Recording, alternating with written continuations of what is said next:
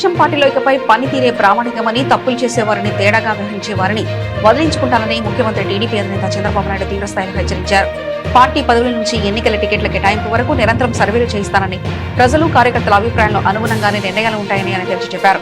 శనివారం మంగళగిరిలోని టీడీపీ కేంద్ర కార్యాలయంలో శిక్షణ పొందుతున్న క్లస్టర్ ఇన్ఛార్జీలతో నిర్వహించిన కాఫీ కబుర్లు కార్యక్రమంలో ఆయన పాల్గొని పార్టీ భవిష్యత్తు వ్యూహాలపై దిశానిర్దేశం చేశారు. ఈ సందర్భంగా చంద్రబాబు మాట్లాడుతూ ఇకపై పార్టీకి ఓటమి లేదు, రాదు, ఆ స్థాయిలో జాగ్రత్తలు తీసుకుంటామని తెలిపారు. ప్రజలతో మంచిగా ఉంటున్నాం, ప్రజాస్వామ్యాన్ని గౌరవిస్తున్నాం, సంక్షేమం అభివృద్ధి రెండు కళ్ళగా పనిచేస్తున్నాం, అన్నిటికి మించి ఆత్మవిమర్శ చేసుకుంటున్నాం. అందుకే ఓటమి మన దగ్గరికి చేరదు. రాష్ట్రం పార్టీ శ్రేయస్సు కొరకు తప్పులు చేసిన వారిని, తేడాగా ఉన్న వారిని వదిలించుకోవడానికి వెనకడనని స్పష్టం చేశారు.